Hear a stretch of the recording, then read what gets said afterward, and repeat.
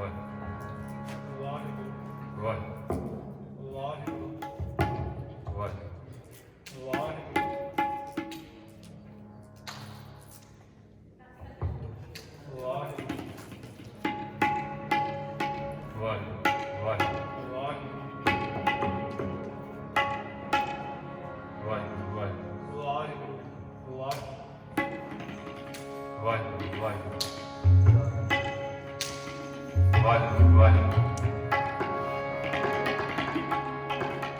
ਵਾਹਿਗੁਰੂ ਜੀ ਕਾ ਖਾਲਸਾ ਵਾਹਿਗੁਰੂ ਜੀ ਕੀ ਫਤਿਹ।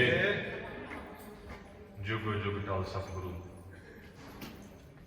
ਸ੍ਰੀ ਗੁਰੂ ਗ੍ਰੰਥ ਸਾਹਿਬ ਮਹਾਰਾਜ ਸੱਚੇ ਪਾਤਸ਼ਾਹ ਜੀ ਦੀ ਪਾਵਨ ਪਵਿੱਤਰ ਹਜ਼ੂਰੀ ਦੇ ਅੰਦਰ ਸੁਭਾਏਮਾਨ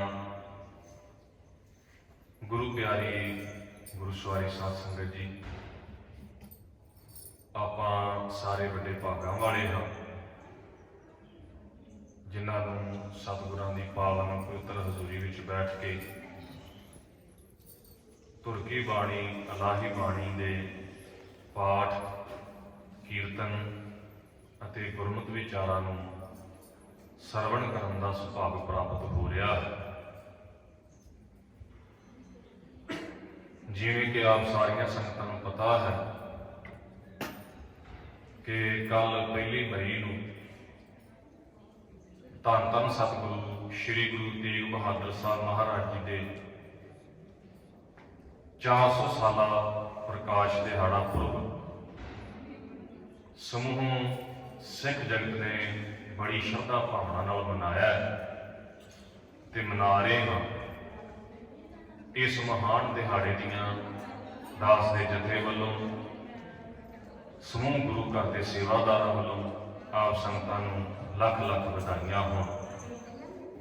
ਸਤਿਗੁਰੂ ਕਿਰਪਾ ਕਰਨ, ਜੋ ਉਹਨਾਂ ਨੇ ਪਾਵਨ ਉਪਦੇਸ਼ ਅਤੇ ਸੰਦੇਸ਼ ਸਾਨੂੰ ਬਖਸ਼ਿਆ ਹੈ ਉਹਦੇ ਮੁਤਾਬਕ ਅਸੀਂ ਆਪਣਾ ਜੀਵਨ ਜਿਹੜਾ ਹੈ ਉਹ ਬਸਰ ਕਰ ਸਕੀਏ। ਸੇਵਕ ਪਰਿਵਾਰ ਵੱਲੋਂ ਸ੍ਰੀ ਸਹਿਜ ਪਾਠ ਆਰੰਭ ਕੀਤੇ ਗਏ ਸਨ, ਉਹਨਾਂ ਦੀ ਸੰਪੂਰਨ ਸਮਾਪਤੀ ਹੋਈ ਹੈ। ਗੁਰੂ ਸਾਹਿਬ ਕਿਰਪਾ ਕਰਨ, ਭਾਈ ਜਤਿੰਦਰ ਸਿੰਘ ਜੀ ਤਥਾ ਸਮੂਹ ਪਰਿਵਾਰ ਨੂੰ ਚੜ੍ਹਦੀ ਕਲਾ ਦੀ ਦਾਤ ਬਖਸ਼ਿਸ਼ ਕਰਨ। ਆਓ ਸਾਰੇ ਰਲ ਮਿਲ ਕੇ ਆਪਾਂ ਸਤਿਗੁਰਾਂ ਦੀ ਸਿਫਤ ਸਲਾਹ ਕਰੀਏ ਔਰ ਨਾਲ ਨਾਲ ਅਸੀਂ ਇਤਿਹਾਸ ਦੇ ਵਿੱਚੋਂ ਉਹਨਾਂ ਦੇ ਪਾਵਨ ਜੀਵਨ ਵਿੱਚੋਂ ਕੁਝ ਸਾਖੀਆਂ ਆਪ ਨਾਲ ਸਾਂਝੀਆਂ ਕਰਾਂਗੇ। ਇਹ ਨਹੀਂ ਕਿਹਾ ਜਾ ਸਕਦਾ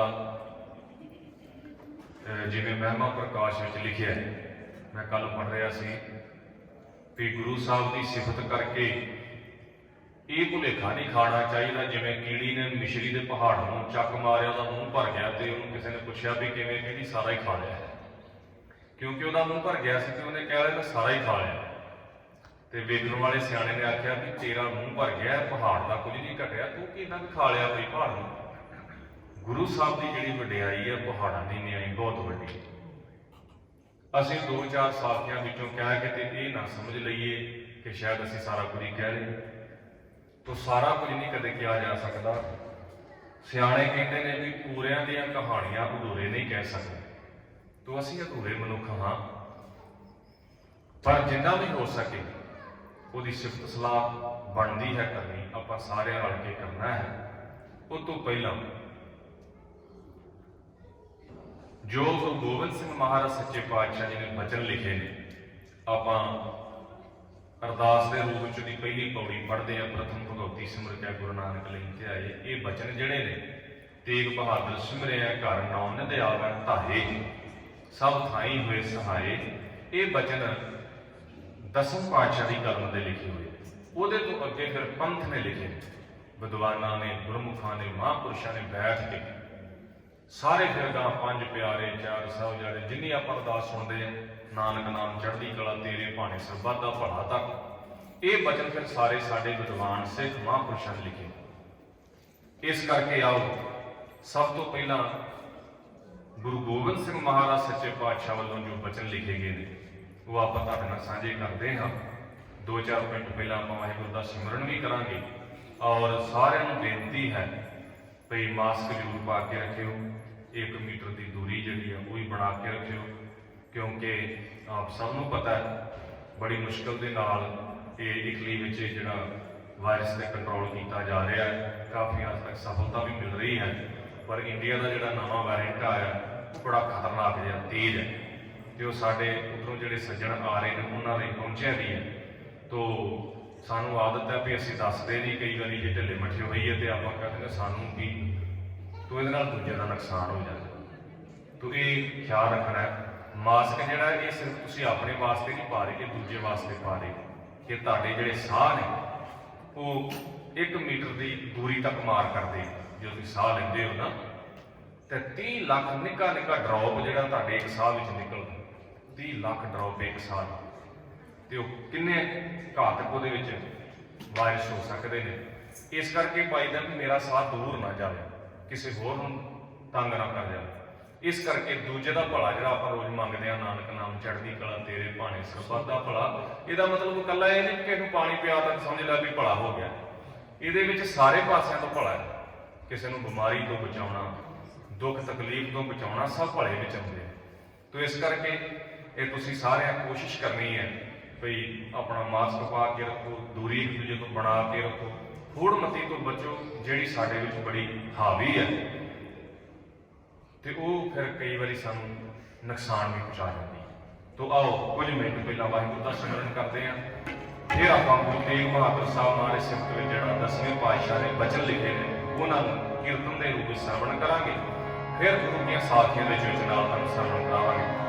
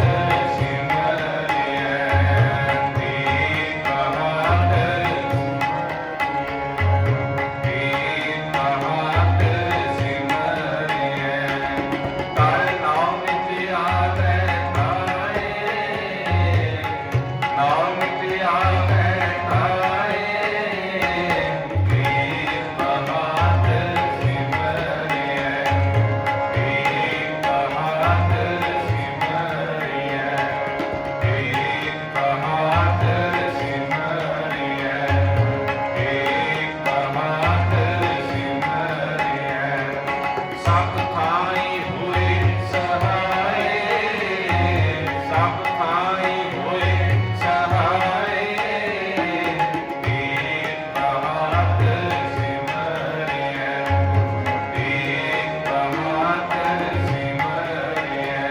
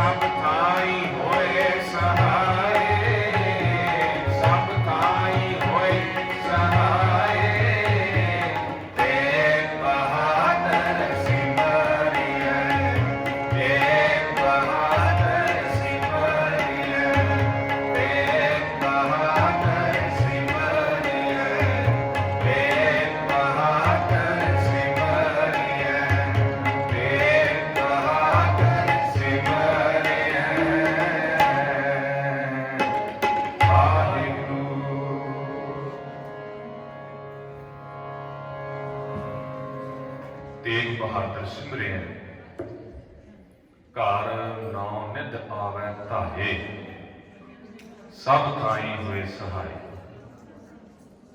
गुरु गोबिंद सिंह महाराज सच्चे पातशाह किरपा करते हैं, रहमत करते हैं कि भाई गुरु तेग बहादुर साहब महाराज नूं सिमरन दे नाल, चेते करन दे नाल, याद करन दे नाल नौ निधियां जिहड़ियां ने वो सारियां दियां सारियां धा के दौड़ना दौड़ना कहते दौड़ के घर आ जांदियां। ते गुरु तेग बहादुर साहब महाराज ऐसे ने कि उन्होंने चेते करिए तो सब थाई होए सहाय, वो सारे थावां ते सहाय हुंदे ने। साध संगत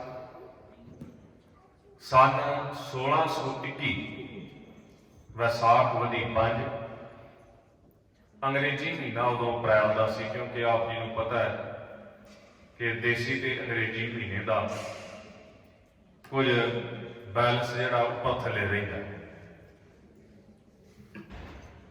पर साडे कैलेंडरां विच साडी अपनी देसी तरीक जिहड़ी फिक्स की जाती है, उहदे मुताबक ही जिहड़ी फिर अंग्रेजी तरीक बनती है वो सामने रख ली जाती, क्योंकि संसार भर में जिहड़ा कैलेंडर है वो ईसाई बनना चाहता, क्योंकि ईसाईयत ने राज किया कुल संसार ते।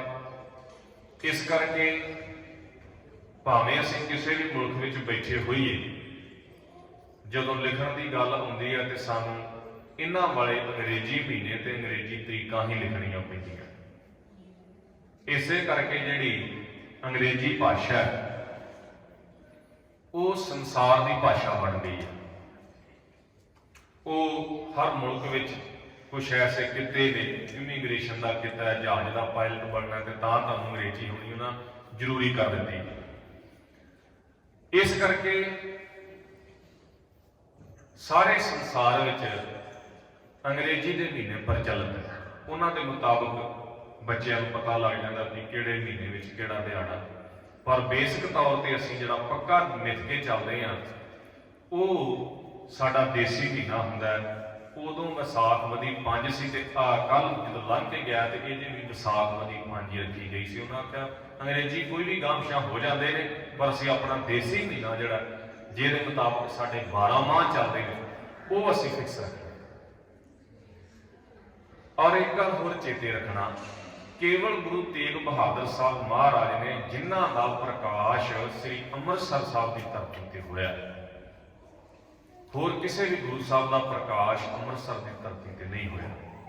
गुरु नानक साहब सच्चे पातशाह राय भोई जी तलवंडी अजकल ननकाना साहब पाकिस्तान, गुरु अंगद देव महाराज मते दी सरां जिला फिरोजपुर, गुरु अमरदास महाराज पिंड बासर के जिला अमृतसर पिंड बासर के, गुरु रामदास महाराज चूना मंडी लाहौर पाकिस्तान में, गुरु अर्जन देव महाराज गोइंदवाल साहब विखे, गुरु हर राय साहब ते गुरु हरकृष्ण साहब महाराज ये कीरतपुर साहब ते 9वें पातशाह इन्हां दा प्रकाश अमृतसर ते 6वें पातशाह दा विच रह गया वो गुरु की वडाली छेहटा साहब जिन्हों आपां कहने उथे, ते 10वें पातशाह दा पटना बिहार।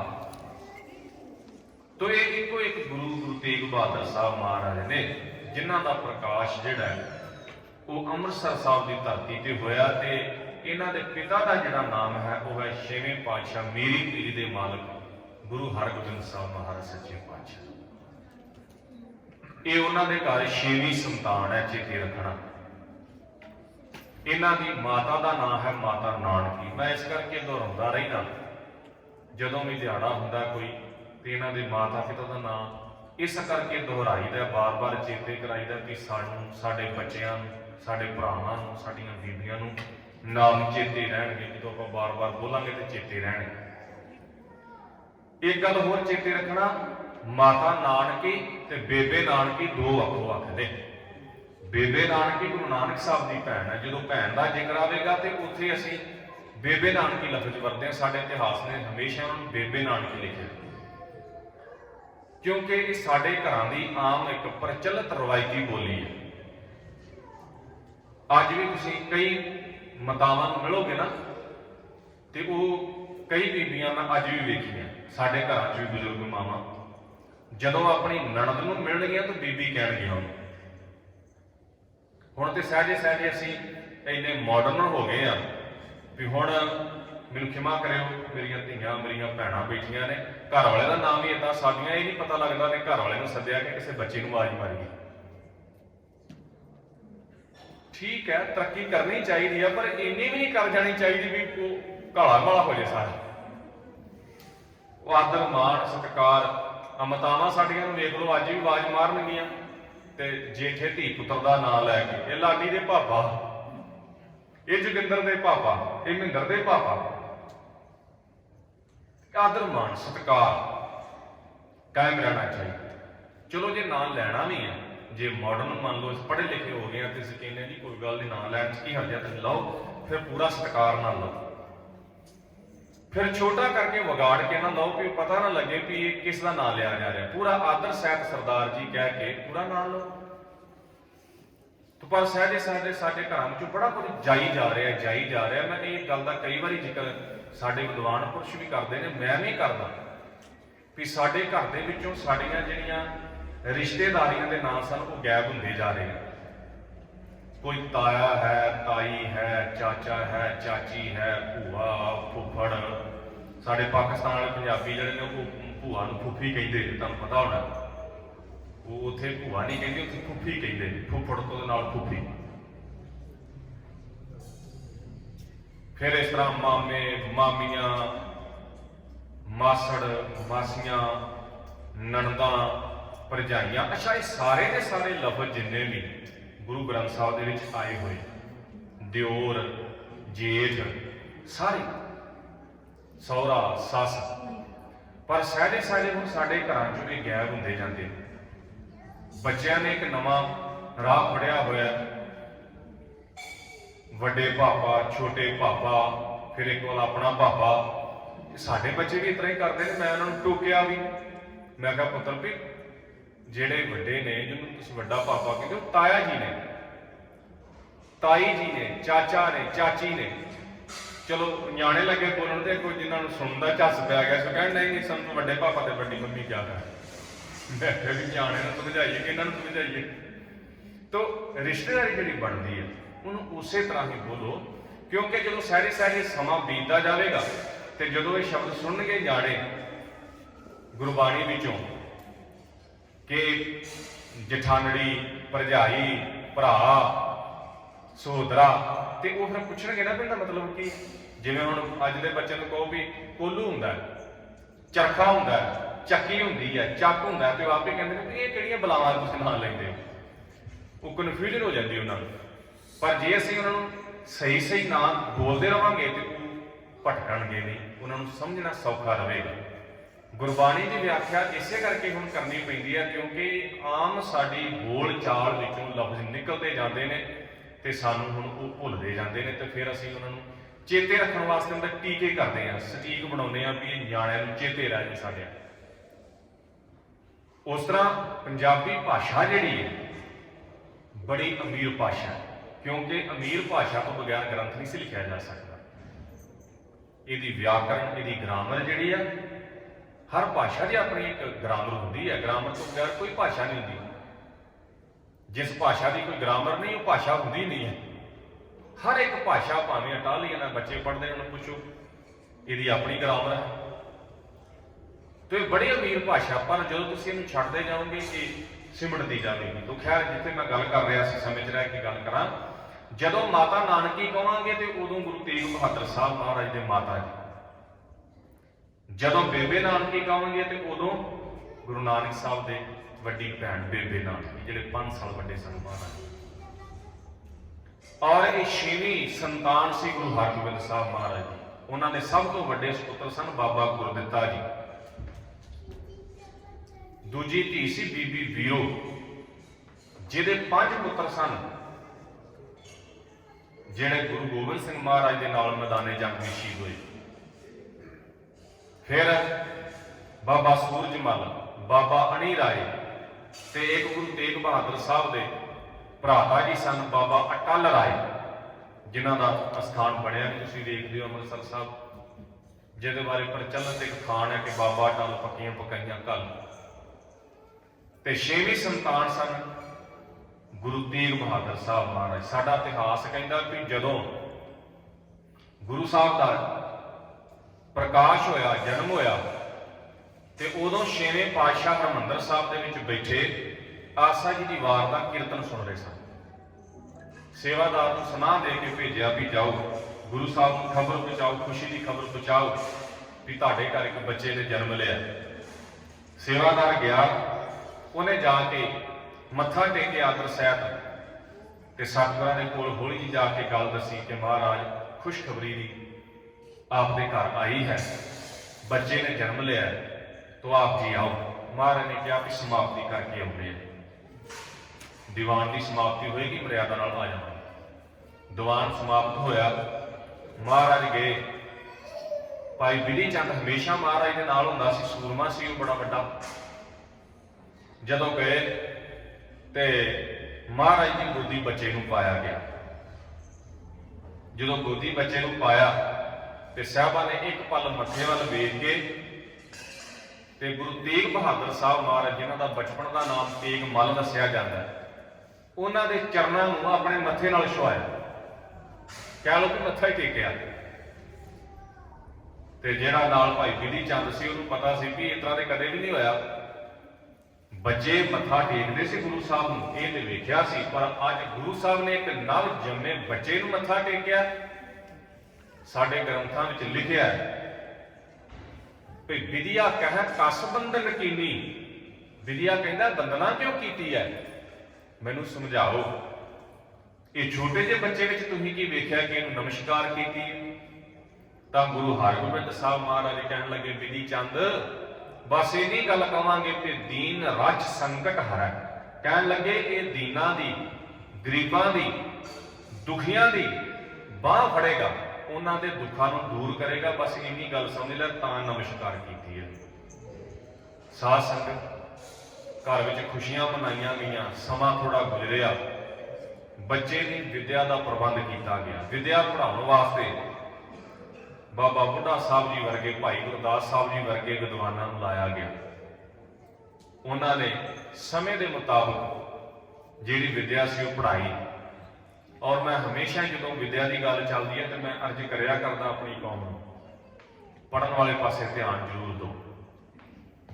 ਇਹ ਚੇਤਾ ਰੱਖਿਓ, ਦੁਨੀਆ ਵਿੱਚ ਪੜ੍ਹੇ ਲਿਖੇ ਜਿਹੜੇ ਨੇ ਜੋ ਕੁਝ ਕਰ ਜਾਂਦੇ ਨੇ, ਮਨ ਪੜ੍ਹ ਨਹੀਂ ਕਰਦੇ ਹੁੰਦੇ। ਇਹ ਤੁਸੀਂ ਪੜ੍ਹੇ ਲਿਖੇ ਬੈਠੇ ਸੱਜਣ ਜਾਣਦੇ ਹੋ। ਜਿਵੇਂ ਸਾਡੀ ਕੌਮ ਨਾਲ ਬੜਾ ਕੁਝ ਵਾਪਰਿਆ, ਬੜੀਆਂ ਸ਼ਹੀਦੀਆਂ ਹੋਈਆਂ ਨੇ ਸਾਡੀਆਂ। 550 ਸਾਲ ਪੁਰਾਣੀ ਸਾਡੀ ਕੌਮ ਹੈ, ਦੁਨੀਆ ਦਾ ਸਭ ਤੋਂ ਨਵਾਂ ਧਰਮ ਮੰਨਿਆ ਜਾਂਦਾ ਸਿੱਖ ਮਤ ਨੂੰ, ਪਰ ਇਹਦੀ ਕੁਰਬਾਨੀਆਂ ਦੀ ਲਿਸਟ ਬੜੀ ਲੰਬੀ ਹੈ। ਸਾਡੇ ਵਾਂਗਾ ਹੀ ਯਹੂਦੀ ਨੇ, ਉਹ ਦੁਨੀਆ ਦਾ ਸਭ ਤੋਂ ਪੁਰਾਣਾ ਧਰਮ ਹੈ,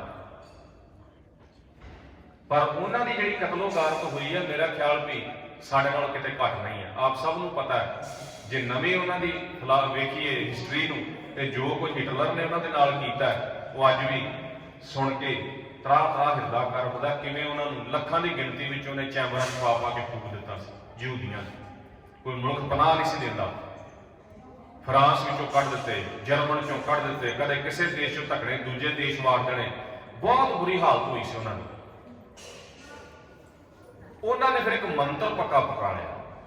ਉਹ ਮੰਤਰ ਇਹ ਸੀ ਕਿ ਬੱਚਿਆਂ ਨੂੰ ਪੜ੍ਹਾਉਣਾ ਹੈ, ਬੱਚਿਆਂ ਨੂੰ ਪੜ੍ਹਨ ਲੱਗੇ, ਬੱਚਿਆਂ ਨੂੰ ਵਿਦਿਆ ਦੇਣੀ ਹੈ।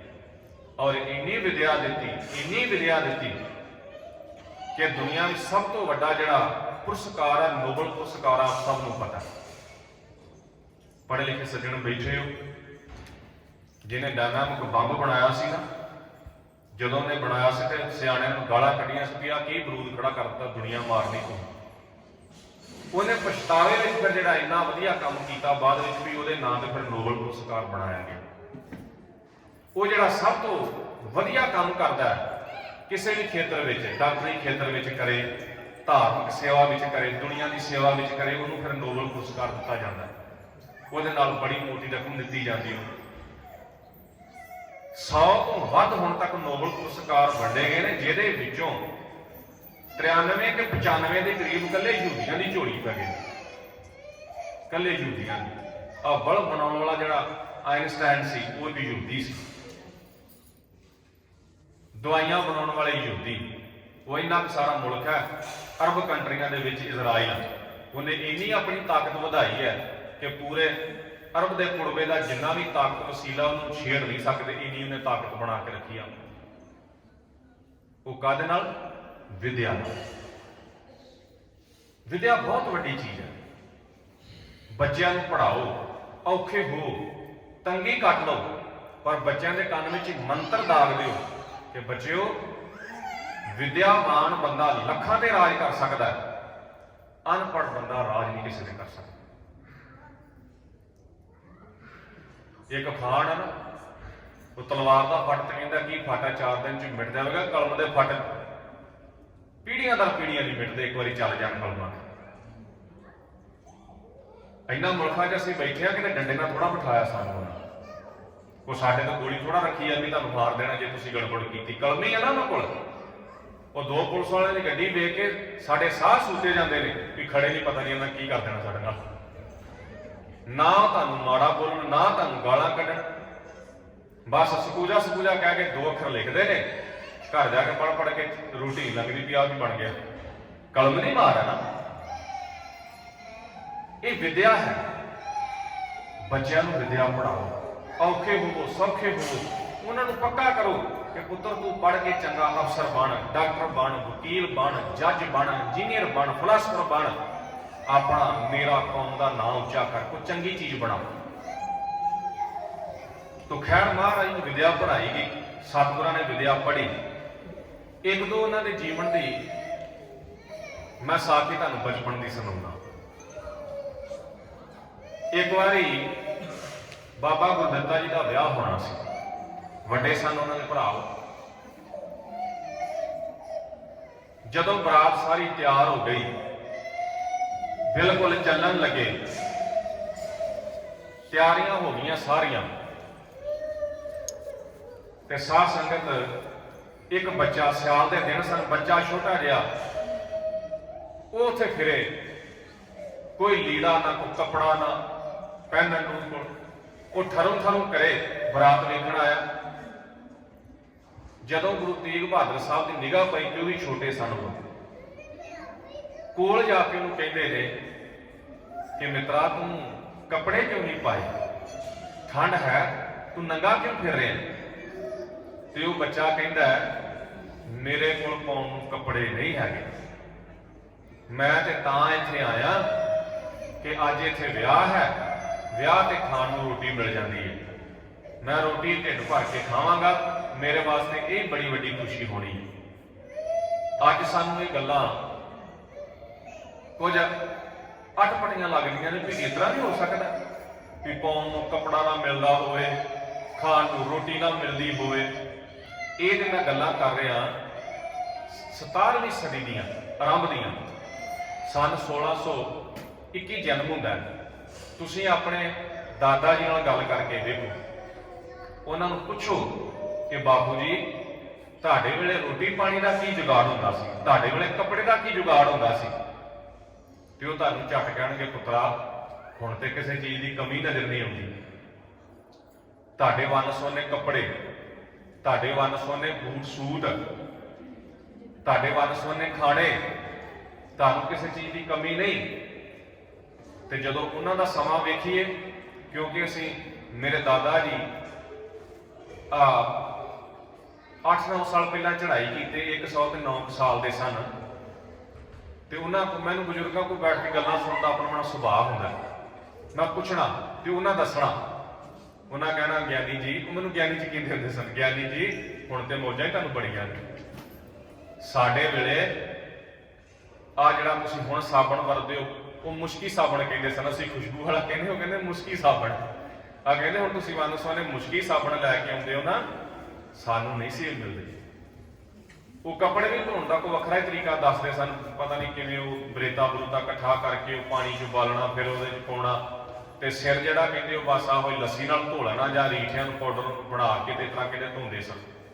ਕੱਪੜਾ ਨਹੀਂ ਸੀ ਮਿਲਦਾ, ਇੱਕ ਸੂਟ ਹੋਣਾ ਤੇ ਸਾਰੇ ਉਹੀ ਭਰਾਵਾਂ ਨੇ ਪਾਈ ਜਾਣਾ, ਜੁੱਤੀ ਨਹੀਂ ਸੀ ਮਿਲਦੀ, ਨੰਗੇ ਪੈਰੀ ਰਹਿਣਾ। ਤੋ ਇਹ ਹਾਲਾਤ ਹੁੰਦੇ ਸਨ।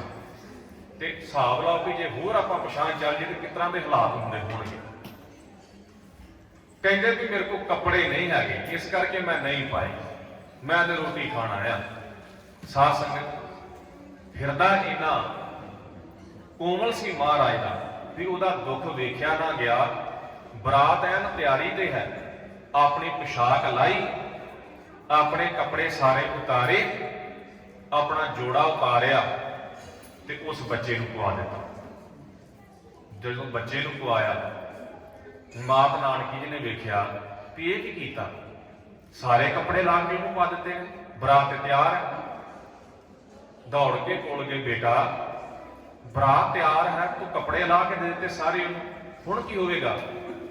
ਤੇ ਅੱਗੋਂ ਕਹਿਣ ਲੱਗੇ, ਮਾਂ ਜੀ ਮੇਰੇ ਕੋਲ ਤੇ ਹੋਰ ਕੱਪੜੇ ਬੜੇ ਪਏ ਨੇ ਘਰ, ਮੈਂ ਉਹਨਾਂ ਚ ਕੋ ਪਾਲਾਂਗਾ, ਪਰ ਇਹ ਤੇ ਗਰੀਬ ਹੈ, ਇਹਨੂੰ ਲੋੜ ਹੈ, ਇਹਦੇ ਕੋਲ ਹੋਰ ਨਹੀਂ ਆਉਣੇ, ਇਹਦੇ ਕੋਲ ਤੇ ਉਹ ਨੇ ਜਿਹੜੇ ਮੈਂ ਦੇ ਦਿੱਤੇ।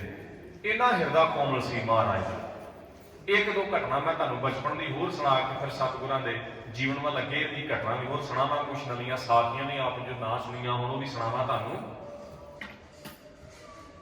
ਸਿਆਣੇ ਕਹਿੰਦੇ ਨੇ ਗੱਲ ਉਹ ਅਸਰ ਕਰਦੀ ਹੈ ਜਿਹੜੀ ਬੰਦਾ ਆਪ ਕਰਦਾ ਹੋਵੇ।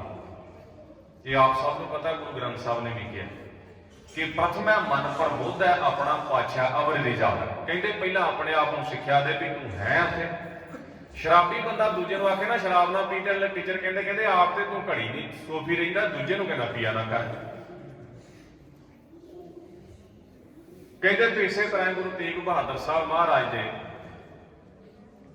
ਬਚਪਨ ਦੇ ਕੁਝ ਸਾਥੀ ਨਾਲ ਖੇਡਿਆ ਕਰਦੇ ਸਨ। ਉਹਨਾਂ ਵਿੱਚੋਂ ਇੱਕ ਮਾਤਾ ਆਈ, ਕਹਿਣ ਲੱਗੀ, ਤੇਗਮੱਲ ਜੀ ਬੇਟਾ ਮੇਰਾ ਪੁੱਤਰ ਤੇਰਾ ਹਾਣੀ ਹੈ ਤੇ ਮੈਂ ਤੈਨੂੰ ਇੱਕ ਗੱਲ ਕਹਿਣੀ ਸੀ।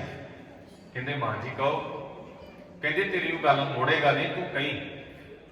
ਹਾਂ ਮਾਂ ਜੀ ਮੈਂ ਕਹਾਂਗਾ, ਦੱਸੋ ਕੀ ਕਹਿਣਾ।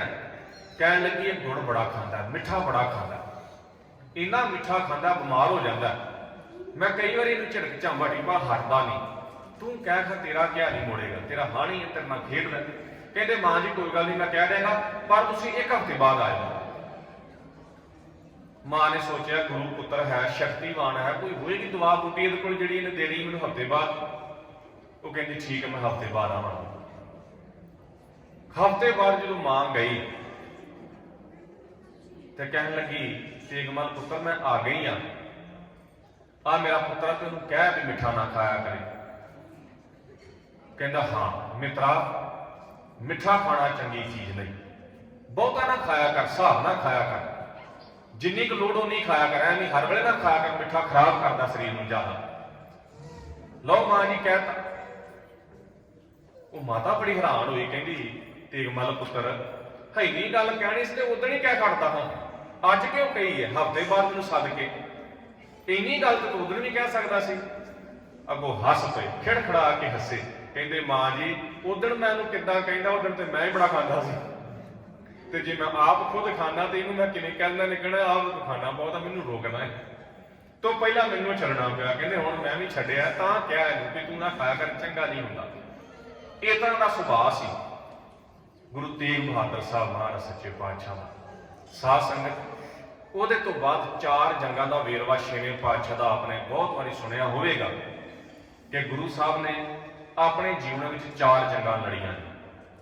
ਆਖਰੀ ਚੌਥੀ ਜੰਗ ਜਿਹੜੀ ਸੀ ਉਹਨਾਂ ਦੇ ਆਪਣੇ ਹੀ ਇੱਕ ਪ੍ਰਤਪਾਲਕ, ਜਿਹਨੂੰ ਅਸੀਂ ਪੈਂਦੇ ਖਾਂ ਕਹਿੰਦੇ ਆ, ਪੈਂਦੇ ਖਾਂ ਯਤੀਮ ਹੋ ਗਿਆ ਸੀ। ਇਹ ਮੁਸਲਮਾਨਾਂ ਦਾ ਲੜਕਾ ਸੀ। ਪਿੰਡ ਦੀ ਪੰਚਾਇਤ ਨੇ ਇਕੱਠਿਆਂ ਹੋ ਕੇ ਤੇ ਇਹਨੂੰ ਗੁਰੂ ਦੇ ਅਰਪਣ ਕਰਤਾ। ਮਹਾਰਾਜ ਮੁਸਲਮਾਨ ਬੱਚਾ ਹੈ, ਮਾਂ ਬਾਪ ਮਰ ਗਏ ਨੇ, ਬੱਚਾ ਵੀ ਭੁੱਖਾ ਭਾਣਾ ਮਰ ਜਾਏਗਾ, ਅਸੀਂ ਚਾਹੁੰਦੇ ਹਾਂ ਤੁਸੀਂ ਇਹਨੂੰ ਪਾਲੋ। ਤੇ ਸਾਧ ਸੰਗਤ ਮਹਾਰਾਜ ਨੇ ਪਾਲਿਆ, ਉਹਦਾ ਧਰਮ ਪਰਿਵਰਤਨ ਨਹੀਂ ਸੀ ਕਰਾਇਆ। ਮਹਾਰਾਜ ਉਹਨੇ ਆਖਿਆ ਸੀ, ਸਤਿਗੁਰਾਂ ਨੇ ਕੱਲ ਨੂੰ ਐਵੇਂ ਉੱਜਾ ਲਾਉਣਗੇ ਕਿ ਲੋਕਾਂ ਦੇ ਬੱਚੇ ਲੈ ਕੇ ਧਰਮ ਪਰਿਵਰਤਨ ਕਰਾ ਦਿੱਤਾ। ਮਹਾਰਾਜ ਕਹਿੰਦੇ ਨਹੀਂ, ਸਾਡਾ ਕੰਮ ਕਿਸੇ ਦਾ ਧਰਮ ਪਰਿਵਰਤਨ ਨਹੀਂ ਕਰਾਉਣਾ, ਕਿਸੇ ਦੀ ਖੁਸ਼ੀ ਹੈ ਤੇ ਜੀ ਆਇਆ ਹੈ, ਜ਼ਬਰਦਸਤੀ ਕਿਸੇ ਨਾਲ। ਸਾਧ ਸੰਗਤ ਪੈਂਦੇ ਖਾਂ ਨੂੰ ਮਹਾਰਾਜ ਨੇ ਪੁੱਤਰ ਬਣਾ ਕੇ ਪਾਲਿਆ। ਉਹਨੂੰ ਵਿਆਹਿਆ, ਉਹਨੂੰ ਰਹਿਣ ਵਾਸਤੇ ਘਰ ਦਿੱਤਾ, ਦੁੱਧ ਵਾਸਤੇ ਮੱਝਾਂ ਲੈ ਕੇ ਦਿੱਤੀਆਂ, ਆਪਣੀ ਫੌਜ ਵਿੱਚ ਉਹਨੂੰ ਚੰਗੇ ਅਹੁਦੇ ਤੇ ਰੱਖਿਆ। ਤੇ ਇੱਕ ਛੋਟੀ ਜਿਹੀ ਗੱਲ, ਉਹ ਗੱਲ ਇਹ ਸੀ ਕਿ ਕੁਝ ਘਟਨਾਵਾਂ ਕਿਸੇ ਸਿੱਖ ਨੇ ਦਿੱਤੀਆਂ ਤੇ ਮਹਾਰਾਜ ਦੇ ਕੋਲੋਂ ਇਹਨੇ ਮੰਗ ਕੇ ਪੁਸ਼ਾਕ ਜੰਗੀ ਲੈ ਲਈ। ਮਹਾਰਾਜ ਜੰਗੀ ਪੁਸ਼ਾਕ ਮੈਨੂੰ ਬੜੀ ਪਸੰਦ ਹੈ। ਮਹਾਰਾਜ ਨੇ ਕਿਹਾ ਕਿ ਲੈ ਲੈ, ਪਰ ਸਤਿਗੁਰਾਂ ਕਿਹਾ ਜਦੋਂ ਆਵੇਂ ਸਾਡੇ ਕੋਲ ਉਦੋਂ ਪਾ ਕੇ ਆਈ, ਇਹ ਘਰ ਦੀ ਸ਼ਰਣੀਆਂ ਨਾ ਕਿਸੇ ਨੂੰ ਦੇਣੀ ਹੈ। ਪਰ ਇਹਦਾ ਜਵਾਈ ਸੀਗਾ ਕਾਲੇ ਖਾਂ, ਉਹ ਬੜਾ ਕੰਬਖਤ ਸੀ, ਉਹਨੇ ਧੱਕੇ ਨਾਲ ਖੋਹ ਲਈਆਂ ਤੇ ਲੈ ਲਈਆਂ ਇਹ ਕੋਲ। ਉਹ ਕਹਿੰਦਾ ਸੀ ਮੈਂ ਜਵਾਈ ਆ, ਮੈਂ ਜੋ ਮਰਜ਼ੀ ਕਰ ਸਕਦਾ, ਜੇ ਨਹੀਂ ਦਵੇਂਗਾ ਤਾਂ ਮੈਂ ਕੁੜੀ ਛੱਡ ਦਾਂਗਾ ਤੈਨੂੰ। ਜਦੋਂ ਮਹਾਰਾਜ ਨੂੰ ਪਤਾ ਲੱਗਾ, ਸਤਿਗੁਰਾਂ ਸੱਦਿਆ, ਸਾਰੀ ਗੱਲਬਾਤ ਹੋਈ, ਇਹ ਉਲਟਾ ਆਕੜ ਪਿਆ, ਕਹਿੰਦਾ ਮੈਂ ਨਾ ਹੁੰਦਾ ਤੇ ਮਹਾਰਾਜ ਤੁਹਾਡੇ ਕੋਲ ਜੰਗਾਂ ਜਿੱਤੀਆਂ ਜਾਣੀਆਂ ਸੀ, ਆ ਤੁਹਾਡੇ ਵਾਲੇ ਸਿੱਖ ਤੇ ਲੜ ਸਕਦੇ, ਇਹਨਾਂ ਨੂੰ ਲੜਨਾ ਕੀ ਹੁੰਦਾ। ਗੁਰੂ ਸਾਹਿਬ ਨਾਲ ਆਕੜ ਪਿਆ।